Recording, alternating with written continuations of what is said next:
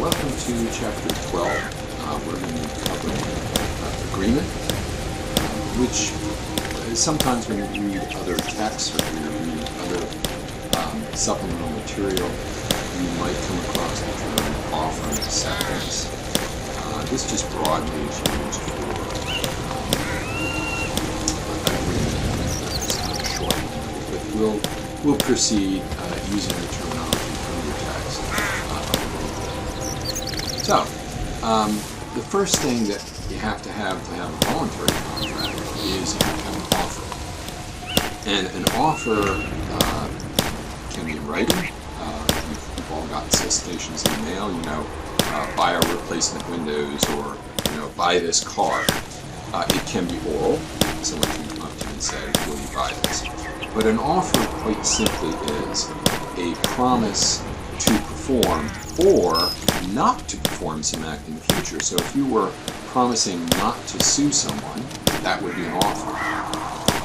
Now, to be effective, to be under the law, an offer that we're really going to consider as something to take a look at, we're going to require, first of all, that it be serious. If you just are telling a joke, I'd sell my car for $1, that's not a serious offer. You can't say, sold, here's your $1, you got to sell it to me, it's law. The second, and of course this second part is a little bit more technical in some ways. I mean, the first one is an important point, and it can be judged objectively. Looking from the outside, would you believe someone is serious? But the second one, the terms. Do we know what the terms really are? And you'd be surprised how many things can be omitted from an offer, and it still remains an offer. So the offer's terms must be reasonably certain. The third requirement is communication. I can write up an offer. I will sell you my car for $10,000. I can note all the terms of it, cash upon delivery. The car I'm selling is my 1956 Buick. It has 6,000 miles, 16,000 miles, whatever. I'm just making numbers here. I can give you all the terms, but if I never tell you that I want you to buy the car or make the offer to you, then we don't have an offer yet. So you've got three parts here. Serious, kind of easy to determine. Content of the offer being enough that we can tell what's being bought and sold. And then communication of the third part. Okay, so let's look at that intention, that really first one. All right, well, did you intend to make an offer? Was it a serious offer? What are not offers? Because that might help us. Oh, by the way, in the notes, you will see a capital K sometimes. That's not a typo, even though I'm prone to make typos, I'll be honest. K is simply something that my generation of lawyers, when we were writing, used as abbreviation for contract. So if you see a capital K, it simply means contract. So, objectively, remember I said, is the offer serious? We look at this from an objective point of view. From the outside, not from the inside of you, the buyer, or me, the seller. But objectively, would you believe that there was an intent to enter into contract? So one of the things that's going to help us is certain things are not offers. And we can say, well, you say this is an offer, but this falls in this category of things we don't consider offers. So what's the first one? An opinion. So let's go back to our car example. I would, if I said, oh, my car is worth $10,000, and you said, I'll buy it for $10,000, here's your money. I didn't make an offer. I stated an opinion that this car was worth $10,000.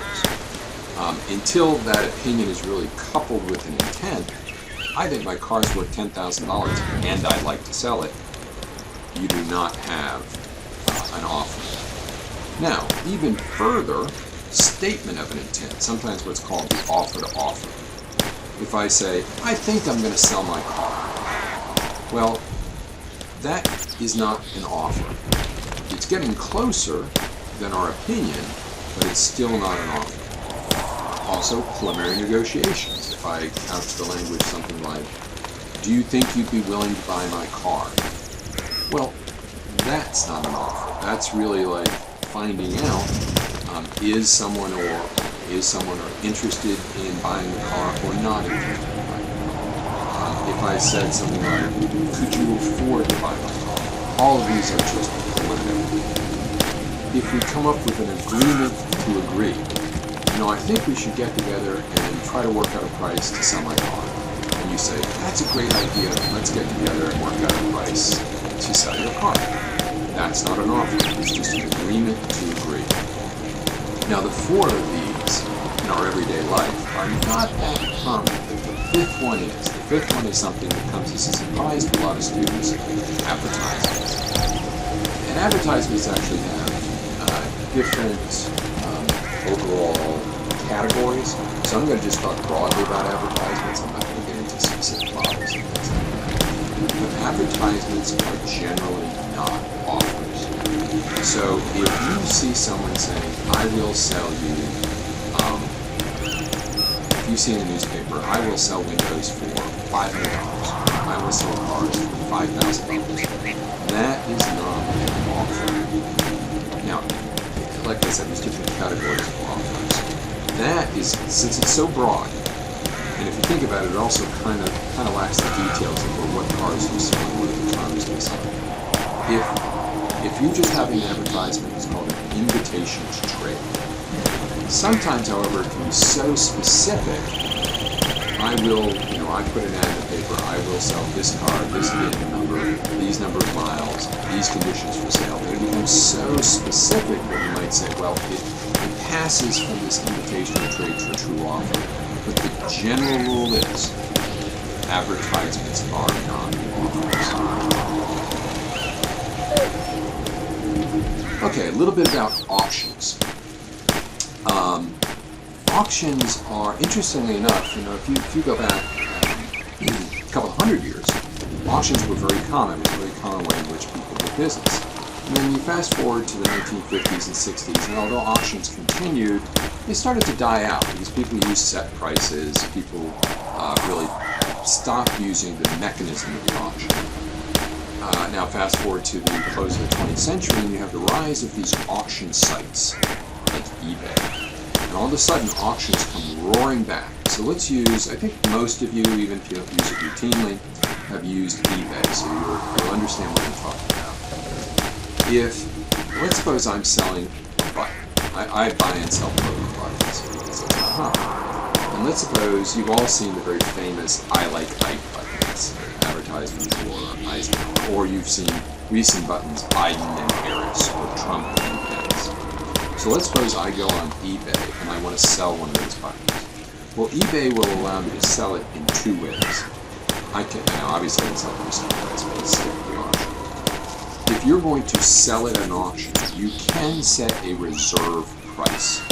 So auctions with reserve say, I will sell you this button, this Donald Trump button, for $5. No less than $5.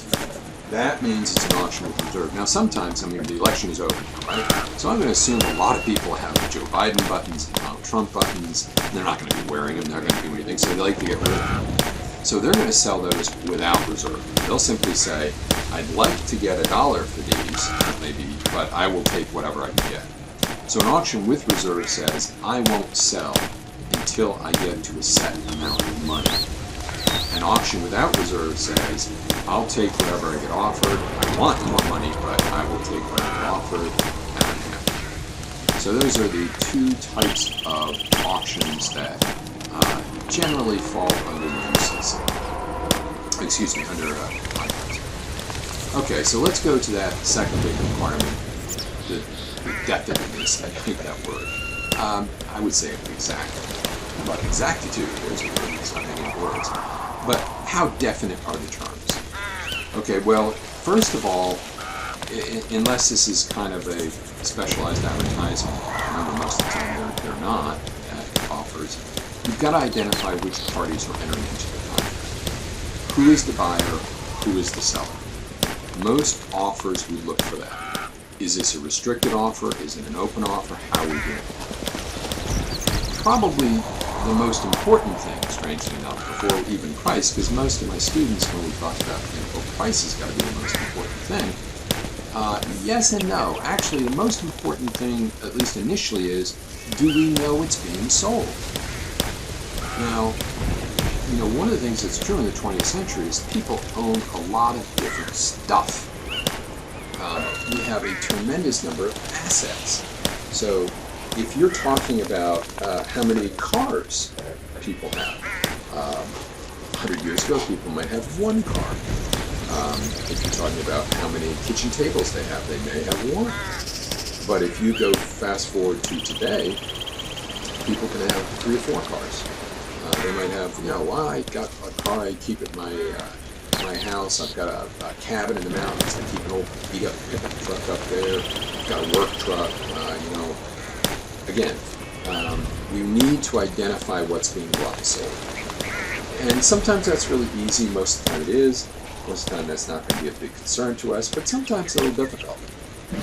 The second thing that's important here, after identifying parties, is what is passing. Remember back, I used the term quid pro quo, this or that. Well, we've identified this, what's being sold, but what are you paying for it?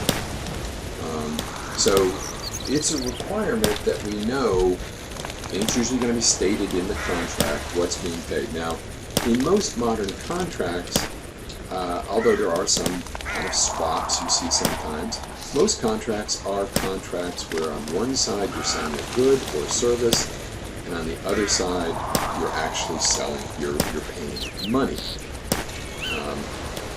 So generally the consideration paid is money. And usually, not always, but usually this is stated in the contract, how much you are paying for something. However, and we're going to look at some instances a little bit later in the course, it is possible to have an offer about a good, have a contract form, and not have a settled price inside the contract. Sometimes a court of law will supply what the price is going to be that you're going to pay. And that seems kind of crazy to us because most of my students would think, well, no, I mean, you've really got to tell me what you're paying for it. Generally, yes, we do, but there can be some exceptions where we're filling the blank. Fourth thing about how definite the terms are is delivery, time. Generally, again, this is going to be in the contract. And generally, your goods or services are delivered when they're paid for. Generally, you pay when you get them. Until you get them, you don't have to pay. If you're going to break that, if you're going to say, well, I need you to prepay, I want you to order something in the mail, okay? I want you to pay before. Well, if you're going to do that, you're really going to have to find that in the contract. Now, the courts will, if you're silent on this, the courts generally will supply information. And they usually say, and again, this is later, they'll usually say that money is due upon delivery. But generally, the time of payment, how it's going to be delivered, what's going to be formed, all are in the contract. Okay, going to the communication between the parties. Each party must know that a contract exists to enforce it. So the classic example to talk about here is the unknown reward. Let's suppose that you're walking down the street and you find a cat wandering around a little disoriented. It's a young cat. You pick it up and it's got a tag on it that says, "This cat belongs to John Doe on First Main Street." You say, "Wow, that's a ways away. This cat is lost." You put it in your car. You drive over Main Street. You walk up to the door. You ring the bell and you say, "Hey, I found this cat. Is this cat yours?" And the owner says, "Yeah, I'm John Doe. I really appreciate this cat." "No problem. I'm a good Samaritan. Thanks. Can I give you a cup of coffee?" "Nah, that's great. Thanks a lot." You leave the guy, you walk down the driveway, and you see on the way out a poster that says, "Lost cat. John Doe's cat is lost. I will pay a $500 reward." And all you say is, "Whoa, wait a minute, I found the cat. I'm going to go get the reward." So you go back up the street to the driveway and you try to claim the reward. You can't. You basically have to know a contract exists to enforce it. If you didn't know that reward existed, you can't claim that reward. Now, conversely, you're out walking, you see a reward comes to you.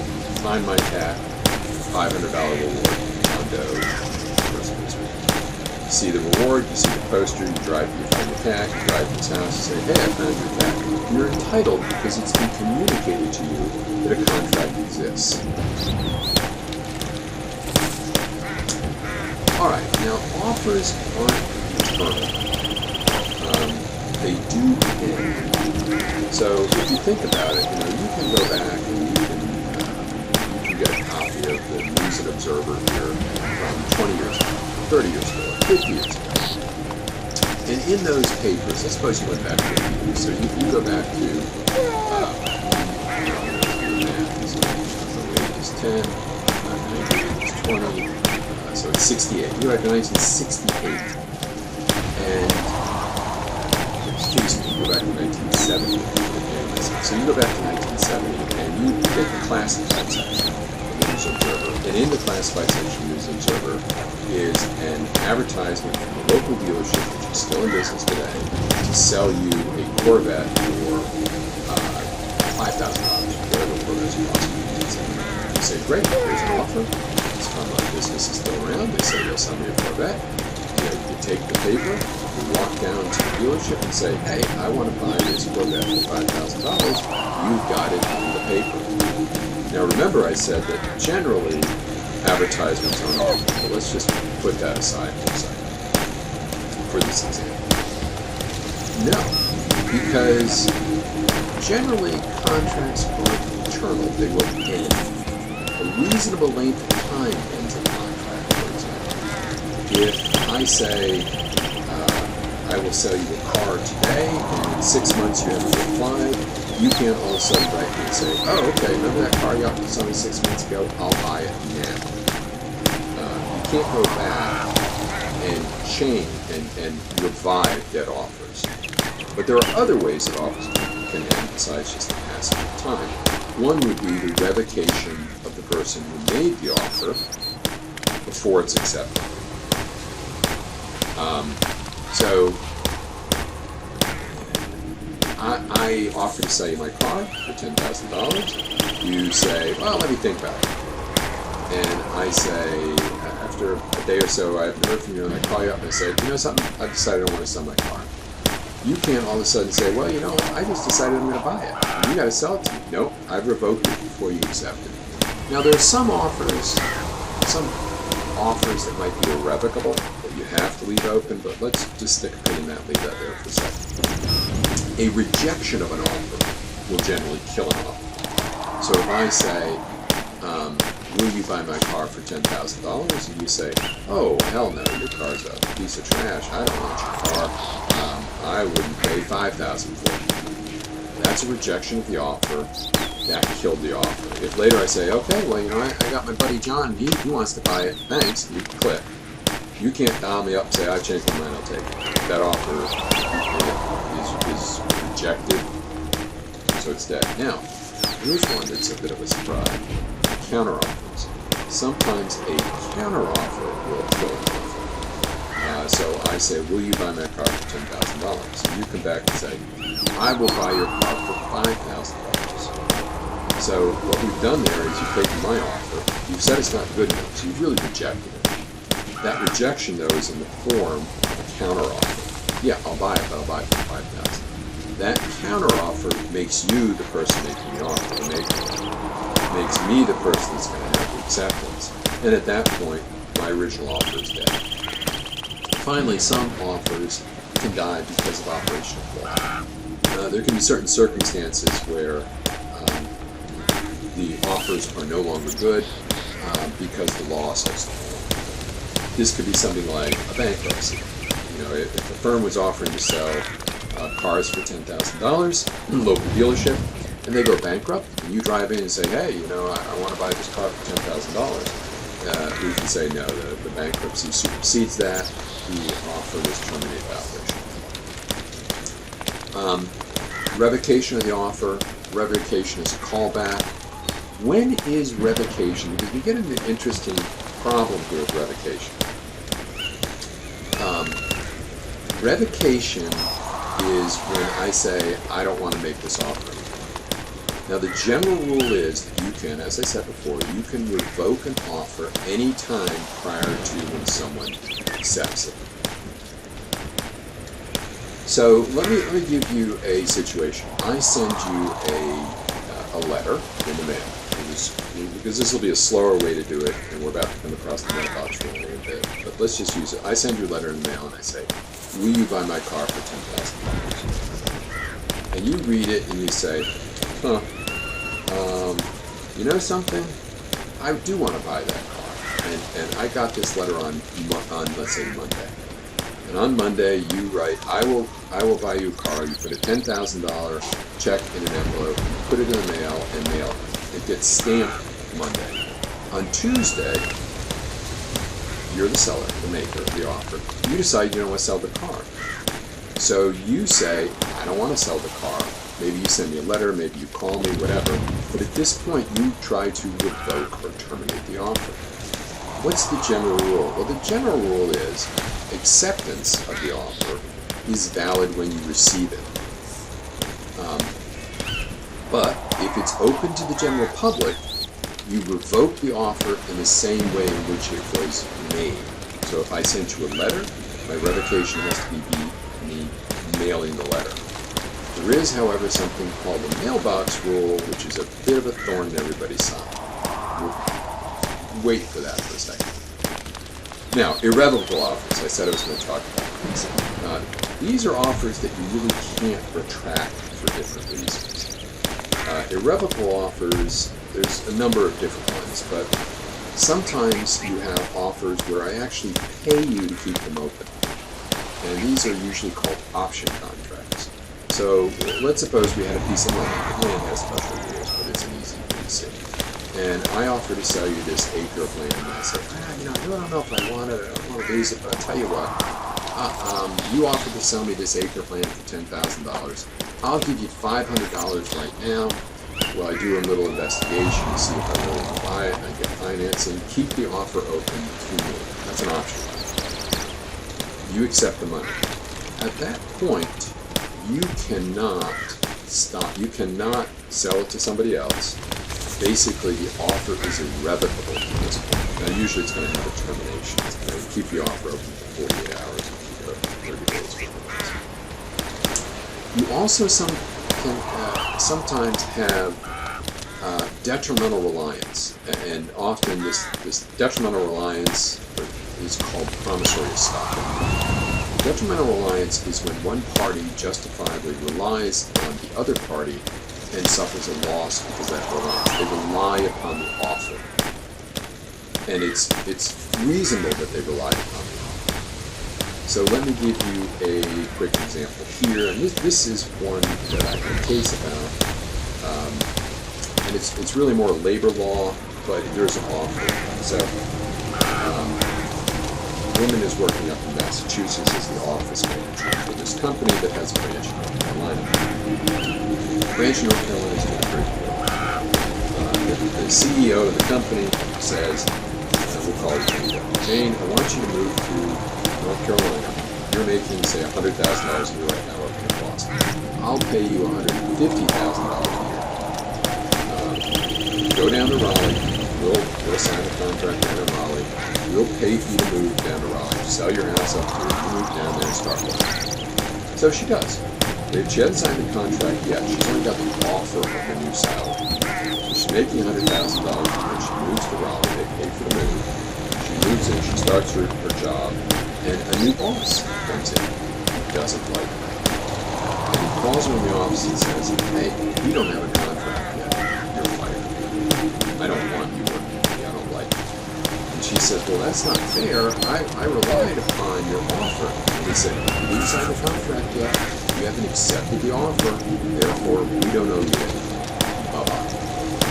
So, eventually, she sues. And her argument is they should be stopped or prevented from denying that the contract exists, that that the contract became sort of complete, and I relied reasonably upon your offer because you told me, and you actually helped me to move, and at that point, you can't pull the rug out from under me. Now, of course, in North Carolina, since this was an employment real estate, the little secondary issue, we wound up handing this off to a firm in Massachusetts to sue, which isn't an employment real estate. But you can see how promissory estoppel works. Termination. Rejection of the offer. If the offer is rejected, it's dead. If there's a counteroffer, the substitute offer kills the original offer and changes the conditions of the parties. One, the person who was the maker, the person making the offer, and the person who was the acceptor, the person that was going to pay, they switch places. Now, there are other ways in which things can terminate. That really started this brief discussion, a lapse of time. Now, sometimes you set it out. Sometimes you'll see an offer saying, this offer is good only until Sunday. That's fine. But sometimes the courts will say whatever's reasonable. Now, there can be other ways, by operation of law, where we say the offer dies. One, destruction of the subject matter. Suppose I said, I will paint your house for $10,000. And you say, great. And I go to paint your house, or I say, yeah, I think that's great. And I come to you and I try to accept, but the house is burned down. I can't say, well, it's not my problem the house is burned down. I'm accepting the offer right now. Now, forget the instance if it is burned down after the acceptance. If the offer is just sitting out there, and what's offered to be sold or what's to be worked on, a painting or a car, is destroyed, the offer is. If one of the parties, either the person that made the offer or the person that was supposed to accept, dies or becomes incompetent for acceptance again, the offer is dead. Also, if the contract becomes illegal due to a change in the law, that would be a termination of law. Acceptance. Now, we've looked at, and we're trying to get agreement here, we've looked at one side of this, we've looked at the offer side, now let's look at the acceptance side. There are different types of acceptance, different things that we're concerned about. So we're concerned that the acceptance is sometimes, we'll see the term true acceptance or unequivocal, that we didn't put conditions in there such that it becomes counteroffer. You can also ask the question about acceptance, what if someone is silent? And what about how the communication is made of the acceptance? And this is where the mailbox rules come into us. Okay, so let's talk about unequivocal acceptance. And this is really going to be the first rule that we're going to talk about. It's got a specialized name. And that rule is the mailbox rule. What's the mailbox rule? Well, the mailbox rule, is the mirror image rule. What we want in an acceptance is we want a mirror image of the offer. So let's take an offer that's got lots of conditions. Will you buy 500 tons of coal, delivered December 1st, your place of business, cash upon payment?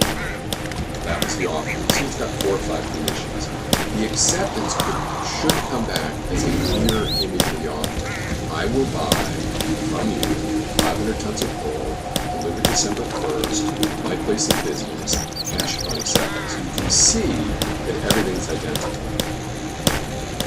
So we want the offer and the acceptance to be mirror image of the offer, so that there's nothing really a problem. Now, sometimes there can be minor additions or clarifications, and that's not good.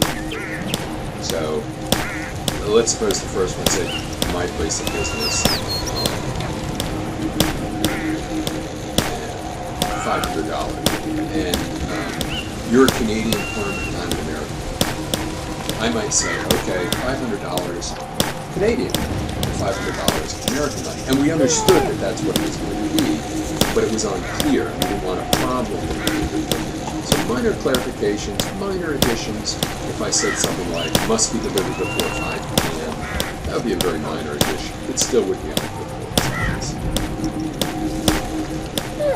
Okay, silence. The general rule of stuff like this is that silence is not acceptance.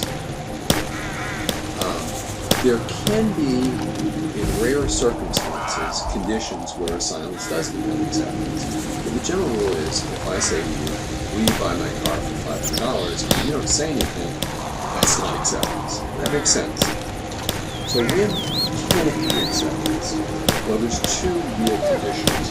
Let's suppose that we had a long-standing contract where I delivered coal to your business at the beginning of every month, 500 tons, at the market price, with your place of delivery, cash upon receipt. And I sent you an offer at the end of, close to the end of the month, and I say, I'm going to deliver the next 500 tons of coal to your place of business, as we've done for the last 10 years, beginning of the month, market price, cash upon. And you don't communicate back to me. And in the past, when you didn't communicate back, it meant you wanted the coal. This time you didn't want it, but you didn't tell me. So I come and I've got 500 tons of coal, and I'm at your place of business, and I say, here's your coal, and you say, well, I don't want this. I'm changing to natural gas, or I'm changing, so take your coal. No, your prior dealings, where you would use silence acceptance, would be sufficient to say that you did accept this contract. Another way in which silence can constitute acceptance is if I deliver goods to you, okay, or you act like you accept. You don't physically tell me you accept, but you act like acceptance.